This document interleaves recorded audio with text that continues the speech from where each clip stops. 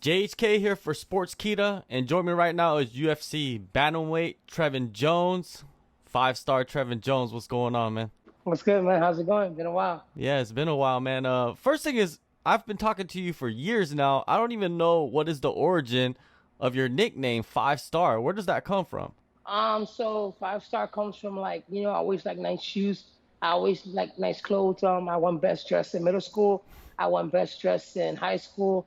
Um, I always bought nice skateboards. Everything I do is just a little bit I like quality on my stuff. Same way like my work ethic. So, my friends started calling me 5 star.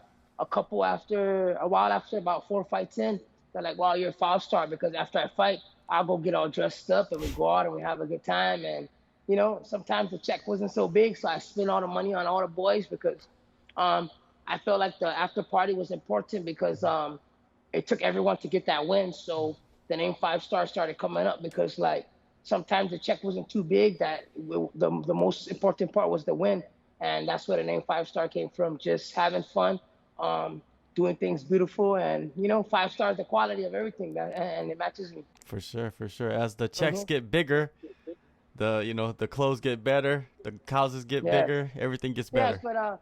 but Connor and them, they buy a lot of expensive stuff to make it look good. Like I can make cheap stuff look good, I can make regular stuff look good, it's just how you rock it and what your shoes look like and where you're going and I dress like a bum some days too when I ain't feeling it, especially when I'm in camp like this. But when it's time to get upscale, I can do that very well.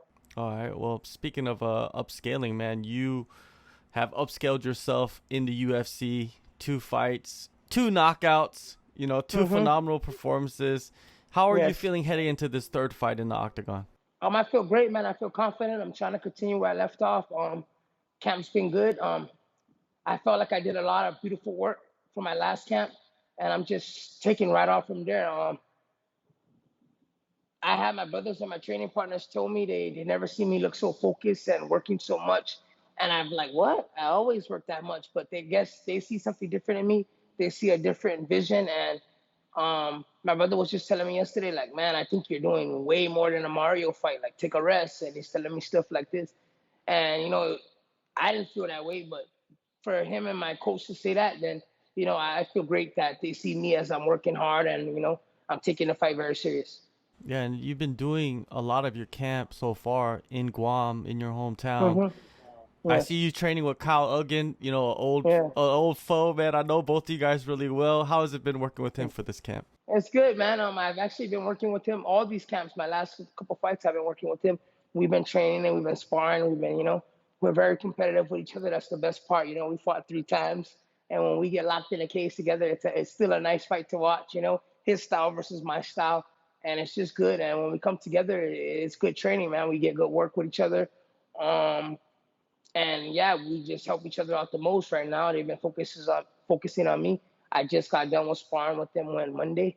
Him and my brother and another couple guys, they shark take me, and it was nice training. We talk about things after.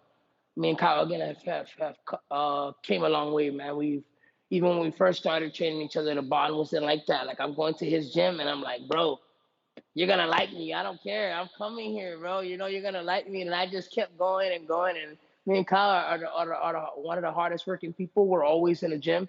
And some days it's just me and Kyle. Um, I got other training too at my main gym and a couple other gyms. But some days when I go to Spike, it's just me and Kyle again. And we'll just get in there and we'll work technique and then we'll spar. Get in there and work technique. So we got a lot of sparring rounds, a lot more than what people see. We got a lot of sparring rounds, me and Kyle, and it's good, man. I can't wait till he fights again. I go and help him out. I know his last fight I was helping him a little bit, but it was late notice, so he didn't have time to prepare. But yeah, we've been helping each other for a while now, man. It's been good. Yeah, definitely, man. You probably had like enough rounds for 5, 6, 7, fights, right? 8, 9, 10, 11. Yeah, a lot, a lot. Honestly, a lot. Yeah. We get a lot around. Yeah, it's good to see You the know. development with each other. He's doing his Yeah. thing over in Japan with Ryzen. Now, Mhm. what are the other spots though? I mean, like, other guys on Guam, that we don't really get to hear too much about that you work with. I work with my brother a lot. Of course, I work with my brother a lot. My brother's really talented. He just hasn't found that groove to get back in there. Like he wants to get back in there, but the motivation of an opponent takes you all the way there, and he just hasn't got that. I don't know. It's because he's mostly a family man now, and he still has the skill, but he doesn't have the fire to really want to do it. But I know he can do it. He's very talented. Like he gives me some rounds, and I'm like, bro, you got to get back in there. I have my talented partner at Avita. His name is Zach Benavinti. Really good striker, man. Like he can mimic Randy Costa. He can mimic Max Holloway. He can mimic my guy now, and he does all that so well, just on a better level. And he's not even he's like 1-1 as a pro. But I've been training with him since the beginner, and he's developed so much. If you see me, I post some mitt work with this big guy. It's his brother. So his brother holds the mitts and stuff for him all the time. So his striking is really automatic and it's really clutch. His kicks is really good, and like he can mimic all these guys. I'm telling you, if you see his flow on the mitts and stuff like that, it's real good. So his style's very good to bring in like second round, third round when I'm kind of tired. Now I got to deal with all these flashy kicks, longer reach, a little taller guy, probably the same height as my opponent's 5'9". So he's a good guy to bring in when I'm kind of like a little low on energy, and then I don't have to deal with this very unique kicking hard style. Yeah, he's really good. I work with him. I work with Ricky Camp sometimes. I work with Alex Castro a lot. This camp, me and Alex got a lot of sparring in. I go to all the gyms, man. I look for the best training in every aspect on Guam. Like Guam has talented guys everywhere, but it's just kind of spread it out because Guam's a small island. Their egos is kind of beefed up a little bit, and I think I got that a little bit in me too. Like I think the Islanders, Hawaiians, and Guamanians, I think they fight really hard, man. I think um, they put out a really tough fight for a lot of people, and I think by me growing up fighting a lot of Hawaiians and fighting a lot of locals, it's an extra grit. Especially me not being born on Guam. When I first had to fight all the Guam guys, it was tough because no one was on my side. So I tell people now, like I was never a hometown guy to Guam until recently. Like, yes, I have my fans and I have my fan base, and I have equal as much people as Kyle Uggan and love him, but he was just a Guamanian. He was the guy. When it came time for me to fight him, like Trev has his people that love him, no doubt. But when it comes to the overall Guam, I felt, that's Kyle, and I had nothing against that. Like I know I'm fighting him, in his hometown. So I speak on this all the time. Like I was never a home fighter yet. Like even fighting away, I fought in Korea, I fought in Japan, I fought in Russia, I fought in Australia, I fought in Guam, I fought in the States. I never had a hometown fight yet. Only time I got a hometown fight is probably when I'm on Guam and I'm fighting a Hawaiian or a statesider, and I felt like at home a little bit, but it's still not the same as fighting where you're born, where everyone is just 100% behind you, where you have no haters, no doubters. And I still never had that. So me going into some of these away fights, I'm already as comfortable as it gets. I feel it's all on them. Um, when I fight at home on Guam, when it's against the away, I feel a little pressure because my family, my friends, and everyone's watching. They're there live. They're there talking to me.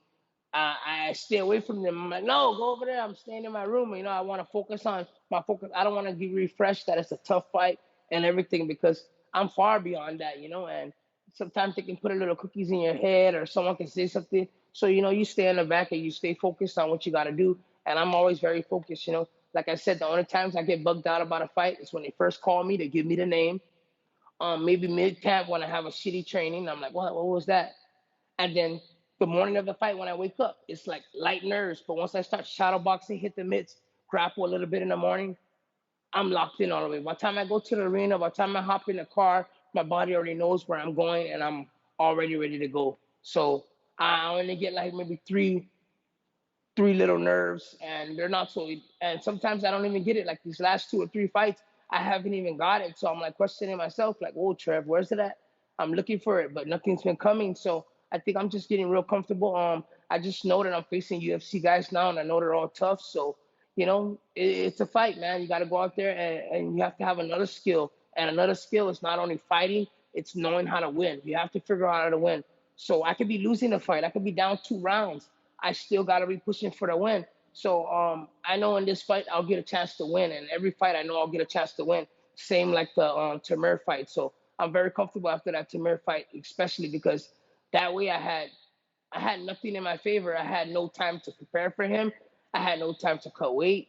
I did so many doctor's appointments, like I said. And then I was getting my butt kicked in the first round, and I still made it happen. So that has to boost your confidence about a fight. Like, and then going into that, I always knew I was tough like that. And I always told my brother, I'm like, I want to show my toughness.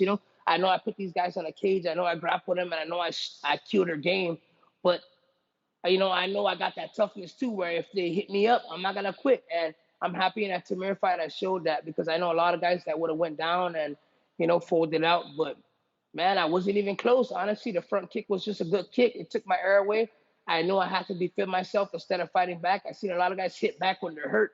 Then they get stretched out completely, or the guy finds that sweet spot in the body again. I knew just cover myself, give him the round, cover it. He's already doing good. He's already a fast guy as it is. Tamir's faster than these guys. Like, Tamir's quick. He's in and out.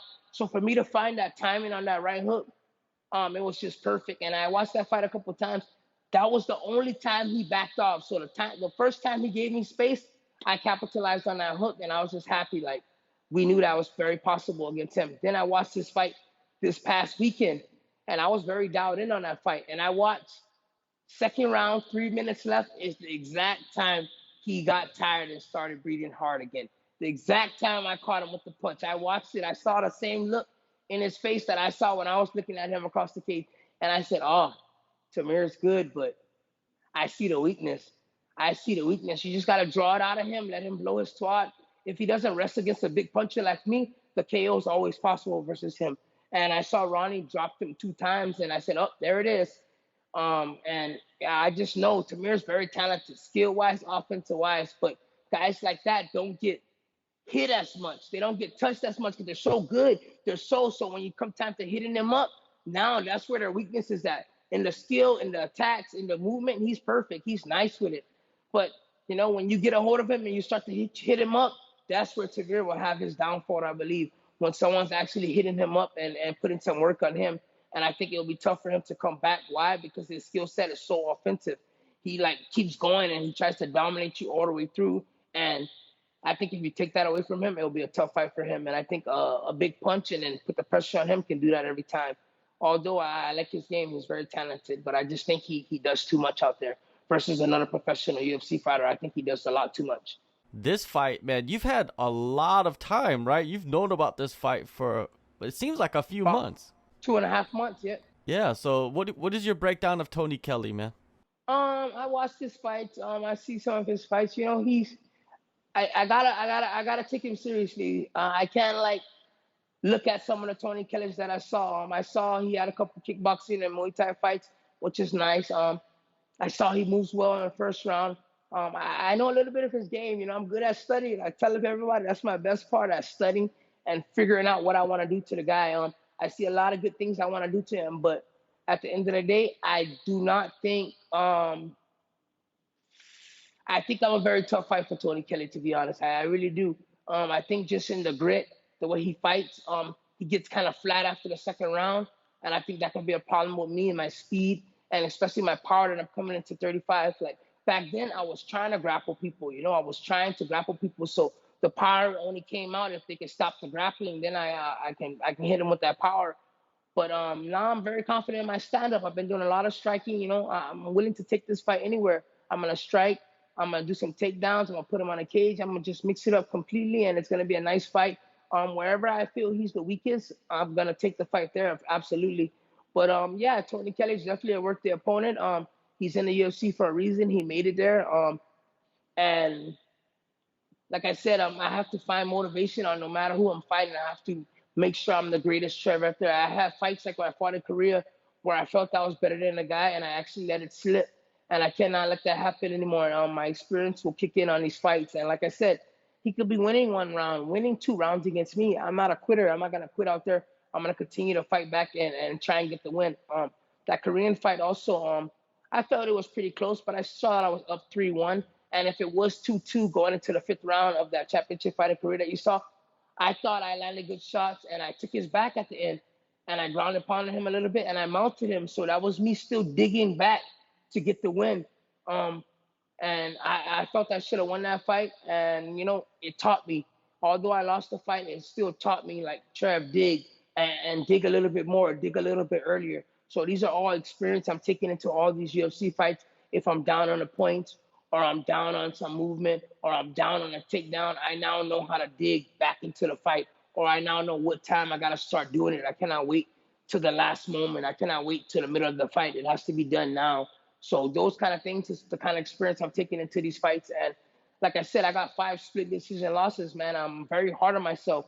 I hate all of these losses, but when I go back and watch these fights and I watch it from a neutral standpoint and say, Trev, say if you lost, say if you won, man, 5 of those fights I don't see me losing, man. So I really think I'm 19-1.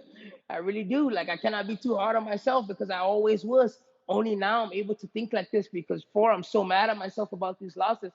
But I sit down and I watch these losses. I watch what I did wrong. And at the end of the day, these fights are very narrow. And I'm like, man, that's you.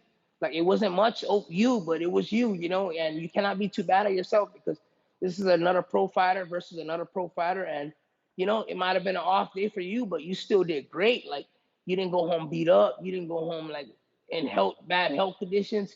You fought a good fight, dude, you know, so and keep in mind back then I was never full-time MMA. I think this is the difference. I'm full-time MMA for the past almost 2 years now. I think October will make 2 years. I've been training MMA consistent.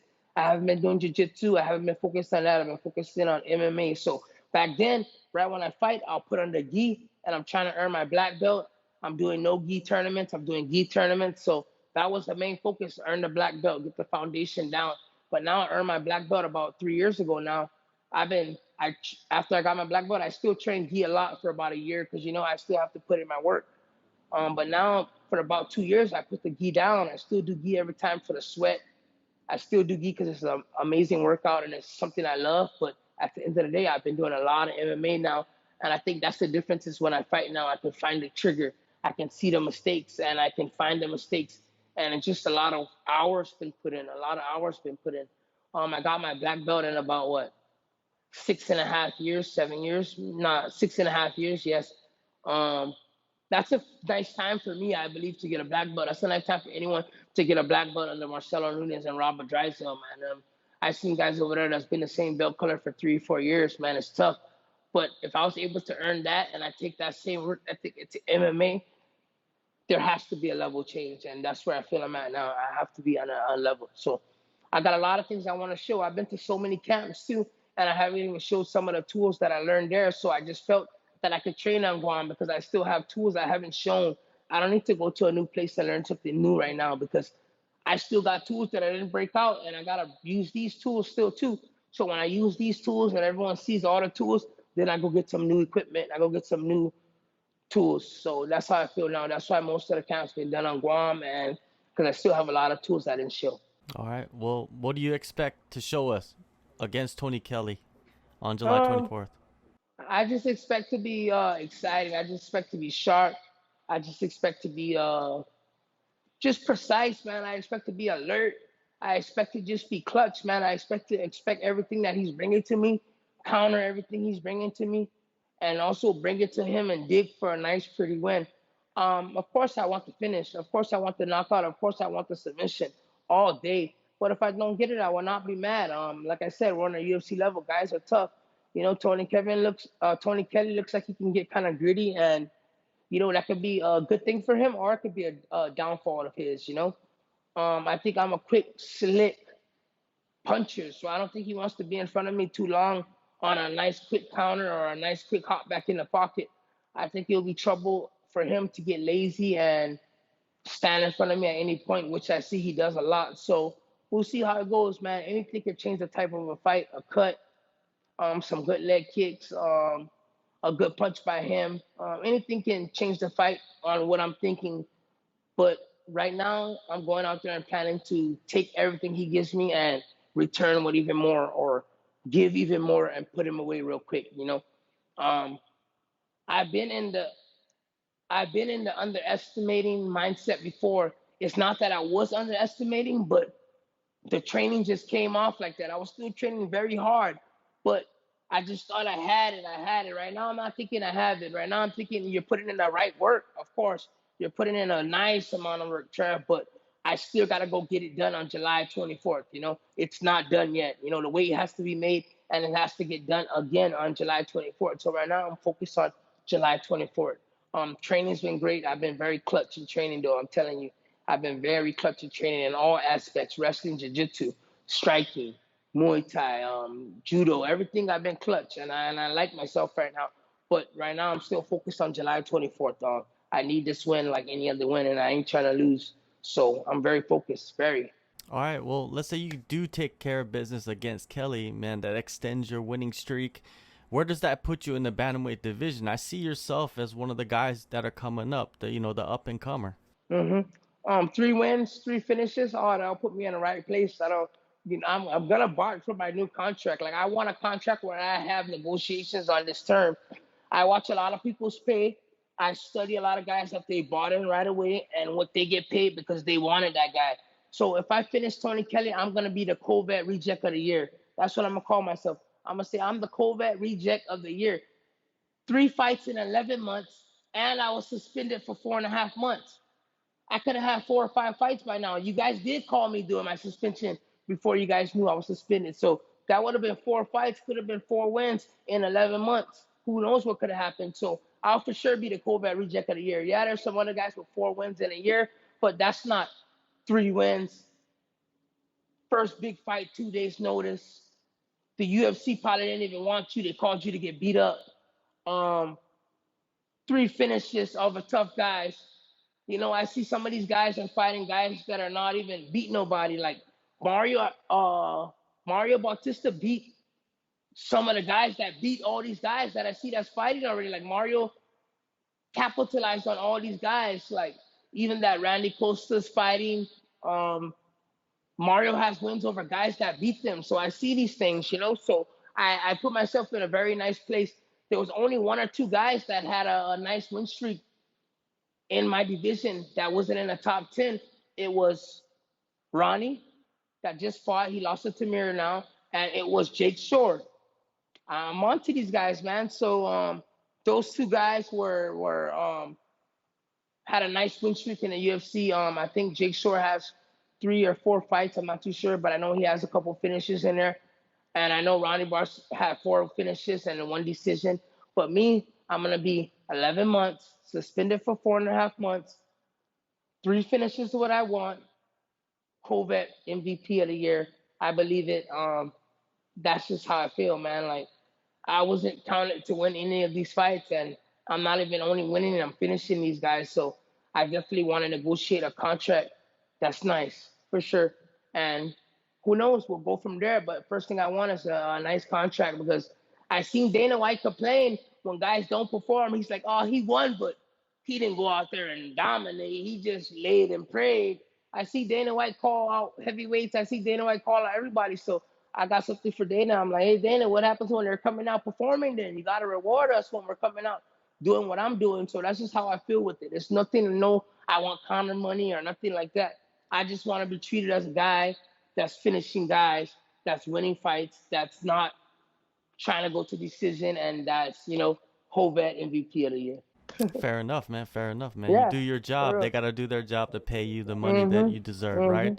Now, later that Mhm. night, after you perform, in the main event, it's TJ Dillashaw returning against Cory Sandhagen. Cory Sandhagen's been pretty phenomenal his last couple of fights. Dillashaw's returning from a long layoff. How do you see this fight playing out? Well, the thing about the UFC guys, they like to try and give people credentials that they haven't showed as much or they haven't been showing lately. We saw Corey Sandhagen get his back taken by Aljamain Sterling and get finished real quick, right? It's hard for me to put TJ doing that because that's not how TJ fights no more. Although he might have that in his arsenal, that takes a different training regimen and a different muscle stamina and stuff to be able to do that. So that's not really TJ's game. So I cannot give that to TJ, even though he probably could do that in wrestling class. He probably can wrestle well and everything, but it's just not how you fight when you get in that particular circle of an octagon. So it's definitely going to be a stand-up fight. Corey's going to be longer. They trained together before. Someone's going to have a little bit more confidence, or someone's going to be the underdog that want to prove, hey, I'm better now, and that can be Corey. I think it's going to be a very great fight. We still have to see the new TJ Dillashaw, which is unseen, unless he said I wasn't cheating all the time. But we still can see a new TJ Dillashaw. TJ Dillashaw was always a great fighter, a lot of high volume. I always liked TJ Dillashaw. I also like Cory Sandhagen, and I like a lot of UFC guys. Like, I'm still a fan of a lot of guys. These guys don't even know. Probably if I tell them I'm a fan, they'll be like, "What?" But I'm a fan of a lot of guys because I just like watching the fights. Like, I seen guys that I know I'm better than, and they'll do one good move in the octagon, and I'm like, "Ooh, that guy's badass." I'll just like it, like, because it was so right timing and so clean. So, man, that's a great fight, man. Cory's a little longer. Cory's been moving his feet well, lighting his feet. Just gonna have to hop in to get him, and it's a very tough fight. I do not want to call that fight or judge that fight because I honestly don't know which TJ's gonna show up, and I don't know where that fight's at with it. But I do know it is a great fight, man. It's a great fight. It's a great fight for the people. It's a great fight for the UFC, and it's a great fight for TJ to get back into the place he belongs. But Cory Sandhagen is on a tear, and he's been looking nice with it. So, man, that's a hard one. I ain't calling it. I'm in the same division. I ain't calling it, but may the best man win for sure. I respect both guys. All right. Well, that fight and your fight happens July 24th in Las Vegas. Appreciate the Yes. time, Trevin, and good luck to you, man. And for the rest of the year, I'm pretty sure you're gonna be wanting to fight a couple more times. Yeah, I probably want to fight one more time at the end of this year or before the year ends for sure. But it all depends on how this fight goes. I ain't kind of losing. So when I lose, I know I don't like to sit on losses. I like to get there right away. But I know I ain't kind of losing this fight. Not the way I'm training, not the way I'm focused. When I win, I probably gonna want one more still right away. And 4 fights and that short time saying I was suspended. It all depends on that new contract that I get, man. They gotta do me right, man. I can't keep going out there and performing for change and doing such a great job and putting in the work that I'm putting in here, man. These guys are shark tanking me, and these guys are kicking my ass every day, bro. And it's like I gotta get paid a little more, and I don't want to get paid for what I'm doing. I want to get paid for all the experience, all the training that I paid to go off island, all the camps I went to get beat up, all the coaches that taught me and I take care of them. I want to get paid back for all this because I'm putting on for you guys now, UFC. I've been asking to get into UFC for a long time. I had my homeboy reach out to Shelby years ago. He always says, "We'll let you know when we have a spot for Trevin." And finally, I flew to Vegas and the opportunity to present himself. I think he Sean Shelby, Dana White, McMahon. I think he guys, but now I want a little bit more. I'm putting out a little bit more, and I want a little bit more. That's all I ask. Shout out to Upgrade Management. He did this part on getting me in. Shout out to Team G from Russia. Shout out to my team, Vita BJJ, Spike 22, the new Scrapyard MH. Shout out to all the boys that helped me. There's so many names, and everyone has just been playing a big factor on my game. Shout out to Guam. They're all behind me right now, man. They know I put in work. I get motivation, comments, and speeches and everything every day. Parents, kids, when I'm in line paying my power bill, water bill, old people are always talking to me. Everyone's tuned in right now. So I got to go out here and get this win, and I hope I get what I deserve. And then we just keep climbing that ladder. Then I speak to you again on another impressive win, and we're just like blown away. When I'm in that right spot, you're going to be blown away. And I think I'm going to get there, man. I'm moving at a nice pace right now. So give it some time. I'm still getting better, man. I'm still getting better.